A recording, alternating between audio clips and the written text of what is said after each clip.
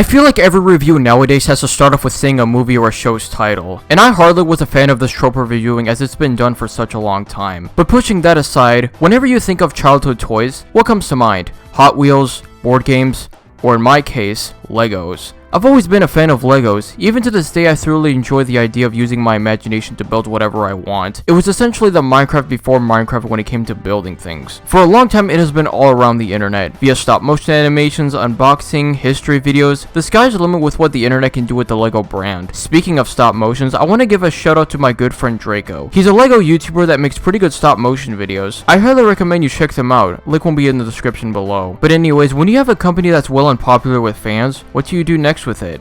Well, you can make movies out of it.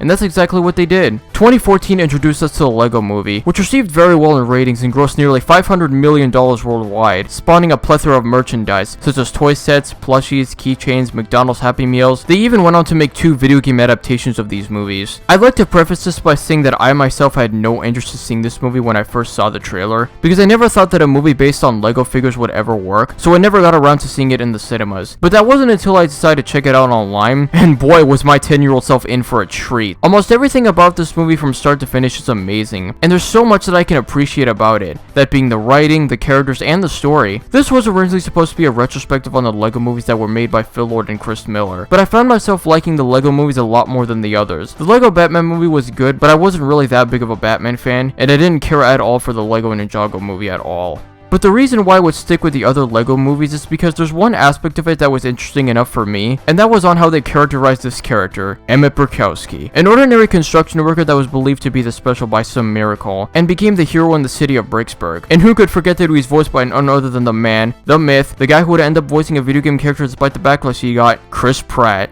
Because today, I'm going to explain the character shift in Emmet and how he went on from being an average citizen in Bricksburg to being respected by all. Now obviously we gotta start at the beginning. We get introduced to what Emmet's character is like, as he's portrayed as this positive guy who wants to make sure that his life is the best it can be, as he starts to follow the rules to living a happy life. Basically for the first few minutes he's on screen, Emmet is just maintaining this all-around likable attitude, and he's already appreciating everything around him. I know a lot of movies have already done this cliche where the main character is so happy and is loving life, but it never was a huge deal to me because it's basically showing how kind-hearted these people are and how great their lives are, but never to the point where they're the most perfect people imaginable. So anyways, Emmet starts to hang around in his construction job, as he comes across this other character named Wildstyle, who is in the search of something we would find out later. But Emmet falls into the pit and finds the Piece of Resistance, which was an item established at the beginning with the character Vitruvius. Compelled to touch it, Emmet experiences these visions and passes out. He's then awakened by good cop bad cop, as the Piece of Resistance is attached to his back, making him flabbergasted. Already we can see that Emmet's positive streak has started to fade away, as he realizes that something is not right with what he has laid upon. Basically, he learns that the main antagonist, President Business, is gonna freeze the whole world with a Kraggle, which is just a tube of the crazy glue. Emmet is then rescued by Wildstyle, which starts the relationship between the two characters, which I'll talk about later. So the two then escape the cops and travel to the Wild Wild West, where they meet up with Vitruvius, who finds out that Emmet isn't really a master builder like he thought he was, but actually sees potential in him after the latter explains his vision of the man upstairs, and that it wasn't a dream. Now despite what Emmet has already experienced so far in the movie, he still feels confident that he can be a hero, despite the others saying otherwise, but at the same time he seems to question how he can do it, knowing his lack of architecture. But throughout the whole movie, he finds new and creative ways to be useful, like when he attached his head on a wheel to save the others from falling off a cliff. It would have been easy for him to do nothing and just stand there, but considering this movie is used to his point of view, you gotta make him contribute, and they did that very well. I believe his best act of heroism is when he sacrifices himself by leaping off the edge in the tower and saves his friends and the Master Builders, as he finds himself in the human world, which is without a doubt the best scene of the whole movie. It's then revealed that the events of his life are being played out in a basement by a young boy named Finn, on his father's Lego set. His father of course is the man upstairs, as he is shocked to have witnessed what his son had done and permanently glues everything back together, creating chaos for Bricksburg.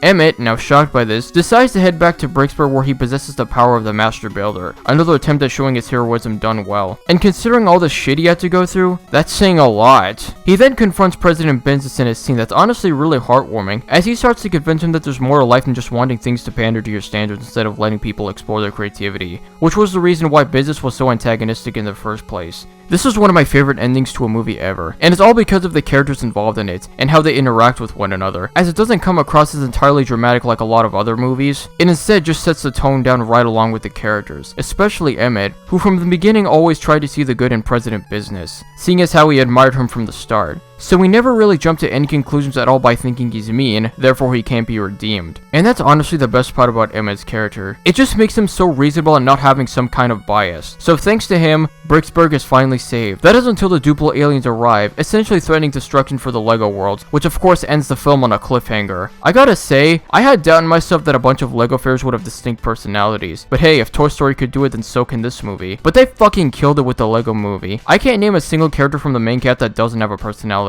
And Emmet sure does have a lot of it. But since I've already talked about Emmet's personality, I guess it's time to move on with his relationship with the other characters. It's no surprise that Emmet started off as a nobody, where it's been established that none of the characters never really thought of him as anything special. But it wasn't done poorly here, considering that they never try to make them look exaggerated as much, and you can kind of see where they're coming from. That's not to say that they're all reasonable. In fact, one relationship that differed from all of Emmet's relationships was his relationship with Wildstyle, whose real name was Lucy, by the way. Basically, Lucy started off as an ally to Emmet, who believes him to be as special as the prophecy said, but then she realizes that he wasn't the special, causing her to have a ton of doubt in him. But it's then revealed that she wanted to be the special, and that all of her attitude towards him was done purely out of jealousy. See, that moment would have been a lame excuse to make the audience sympathize with her, given her behavior before, but she actually had to change it for and felt bad for being an asshole towards Emmet and finally sees him as the creative person that he is. That's not to say Lucy's a perfect character. There are cases in which she messes up in her relationship with Emmet. For example, for the first time that they meet, Lucy tells Emmet that he's the most extraordinary person ever, but when she finds out that he wasn't as they crash into the Wild Wild West, this happens.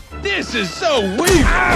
You're not the special, you lied to me! Well, I mean, it really kind of You're not even on... a master builder, are you? You literally fucking told him that he was earlier in the movie. I think this is on you, sweetie. But after that moment, she starts to absolutely despise Emmet as she views him as a shitty person, which I get was intentional, but there are many instances where they push it too far to where she's such a bitch, at least in the first 40 minutes. After watching this movie, I hardly saw any potential for the relationship, because if they wanted to create one between these two characters, then they would have treated them as equals and have the movie see both of their perspectives.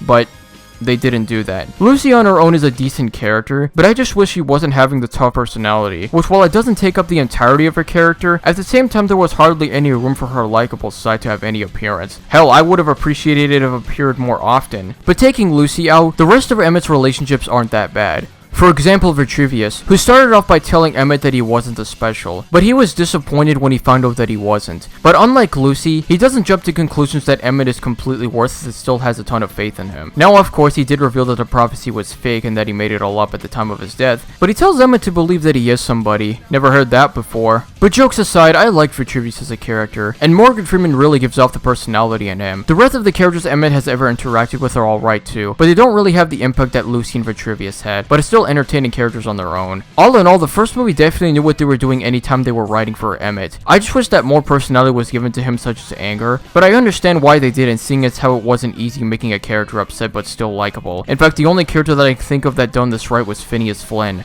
In the end, LEGO Movie 1 really did Emmet clean here. They've managed to make him more than just a positive guy who likes everything. I actually wonder what the next movie is gonna do with him. Well, we would finally get an answer, as the sequel to the LEGO Movie would be titled LEGO Movie 2, the second part. Now, upon watching the trailer, I immediately thought that it was gonna be exactly like the first movie. I don't know why, I was only 14. But despite that, I was still interested in seeing the movie and overall experiencing it, given my experience with the first movie being mostly good. But I gotta say, this movie was fucking better than the first, and I didn't think it would have to be that way. And honestly, I never thought Emmet would turn out to be the way he did in this movie. Let me elaborate on that. Taking place after the end of the first movie, Emmet decides to befriend the Duplo aliens, but of course it fails as they begin to attack Brickowski. The movie then decides to do a time skip, where 5 years later, Brickowski is renowned as Apocalypseburg. Not a bad title, by the way, as all the citizens in the city have all been toughened up. Well, except Emmet, of course. Although the interesting about it was that he has visions involving the impending Armageddon, and like the first movie, it would be established later in the climax.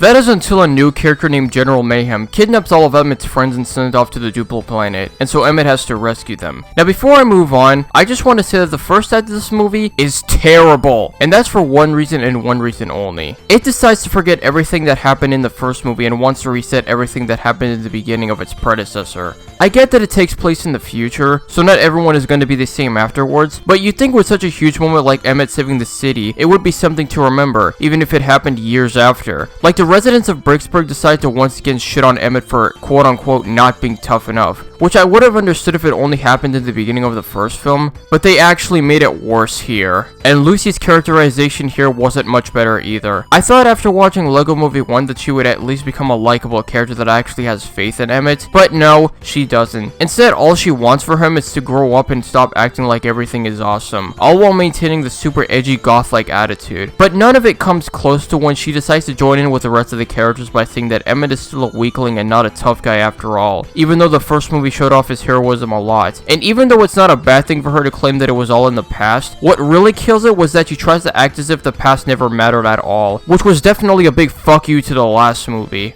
I've said enough about the first act of the story. I absolutely just hate it. Thankfully, she and the movie start to get better in the second and third act. So Emmet decides to go out and rescue the others. But just when he thought he was about to die, this new character named Rex Dangervest comes and saves him. And so Emmet enlists his help to become tough so he can please Lucy and save her, which Rex happily accepts seeing as how he knows who Emmet is, which would be explained further down the story. The rest of this movie is basically showing off the relationship between Emmet and Rex, which I think their dynamic is the best aspect of this movie. Most of it did come from Rex, in which the movie lets you know that he's so hardcore, but never to the point where he's unlikable. And unlike Lucy, he does have faith in Emmet and wants the best for him. So after Emmet and Rex run into Lucy, they all hatch a plan to stop the marriage between Batman and this other character named Queen Whatever Wanabe, which is a mouthful, as they believe her to have planned something evil, until she reveals her true form in the shape of a heart, which was the same one that Emmet tried to give to the Duplo invaders at the beginning of the movie. And I just want to say that the writers did such an amazing job in portraying the Queen here. Like, she starts off at the movie as someone who's evil, but the best thing about it was that she sings a song to explain how she's not evil, but she does it in such a sarcastic way to where the viewers might think she's lying through her teeth, until it's actually true. See? Even characters control you. So if she isn't the main antagonist, who is? Well, let's continue. So after realizing this, Lucy tries to stop Emmet from destroying the ceremony, but it's then followed up with, in my opinion, the best scene of the whole movie. Now, everyone knows about Lucy from the first movie and the first half of this movie, where she's once again portrayed as a typical goth girl badass who can be somewhat anti-sunshine and rainbows at times. But there is one thing she never let go, and that would be the fact that she's always been a strong girl. But in this movie, she reveals to Emmet that her hair was fake, she always liked to sing and dance, and she even loved the song Everything Is Awesome. But Emmet's reaction just kills it, with him refusing to believe that any of it is true. But this little moment right here tops anything that I've seen in this whole duology. Yes, I darkened my hair with marker because I wanted people to think I was cool and grown up. And then I tried to change you into someone tough too, and I was wrong. I like you the way you were. Sweet, innocent, kind. The real Lucy would never say that. I, for the life of me, could not believe what I just saw. It's like it went out to justify all the shit Emmet got from his past, and for him to say that line to Lucy was basically done as a way of telling her off, as besides Lucy's speech in the first movie, she never willingly in her life treated Emmet with any form of courteousness up to this point. So it's really refreshing when she finally feels guilty for it, and Emmet finally realizing that Lucy thought extremely low of him. And honestly, that moment where he finally destroys the wedding would have been satisfying. I can't believe I just said that. If it wasn't for the fact that the movie decides to paint Emmet as once again the screw-up in this situation. I really wish the movie put all the blame on Lucy, as she was the one who changed him in the first place, and like have all the characters realize that they pushed Emmet too far and really feel bad about it, and then try to make things right with him. So Rex then brings Emmet over to his ship and reveals that he's been using Emmet all this time, as he's also revealed to be his future self. I mean, no shit, they both have the same voice actor, but the future self was actually surprising to see, as we then get to see his backstory of how he became all grown up and tough, and it's fucking well done. I literally felt bad for Rex here, and I refuse to believe that he's even an antagonist, because the backstory had a ton of exposition here, as all he wanted was to fight back against his terrible past, but the only person he wanted to protect was Emmet. So you can argue that Rex may have taken it too far with what he did, but the film lets you know why he does the things he does instead of making him look like an asshole. So Emmet, realizing his mistake, refuses to abandon his friends, resulting in the two going head to head with each other, until surprise surprise, Lucy comes to the rescue and destroys Rex's time machine. so that he can't go back and make the same mistake again. Then Emmet comes to accept that he'll never be like Rex, and with his self-realization, Rex fades from existence, correcting a time paradox. Lucy then apologizes to Emmet for changing him, and the movie ends with the LEGO universe getting rebuilt as Emmet's house is also rebuilt, but not before realizing that Lucy was on the cover of Everything is Awesome, making him gasp in shock. I gotta say, I was not expecting this movie to conclude Emmet's arc, but hey, they found a way to make it better. But that's what I expect with other main characters in sequels. They start off as nobodies until we've yet to know them a lot more than how they emote. To be fair, this with Emmet should have been applied to the first movie where it explores a lot more of his perspective of the people hating him before, but I understand why it was only added in the sequel, so that it can take things slow as opposed to taking it fast. His relationship with Lucy has improved over the last one, especially from Lucy's perspective, where while I found her questionable in the first act of it, she started to appreciate Emmet a lot more as the film goes by to the point where she's pretty likable. It was really sweet. But in the end, I'm glad they were able to end Emmet's arc on a high note, but I'm not exactly sure that it's going to be the complete end of his arc. Sometime back in August, producer Dan Lin has confirmed that the third LEGO movie was already in development. However, many fans speculated that it wasn't real and that it would never come. And considering the fact that LEGO Movie 2 didn't do well in the box office, Warner Brothers sold the rights to the franchise to Universal Studios, which will be owning the rights to the third installment. Not much is known about the movie other than they will continue to have Phil Lord and Chris Miller to take charge of it, which is great because they had a hand at creating cinematic masterpieces based off children's toys. I myself am a little bit skeptical about this. I don't want to act all excited because again, not much is known about it. But I still have faith that it'll actually be legit. Plus, after seeing Emmet in LEGO Movie 2, I'm really curious on what they'll explore next for him. But hopefully if the movie decides to have another moment where Emmet snaps, then hopefully they won't paint him as the bad guy, because the only reason why he would even do that is through other provokings, which was what the second movie established. Because in the end, this master builder and his movies will always have a place in my heart, and will continue to stay for decades to come.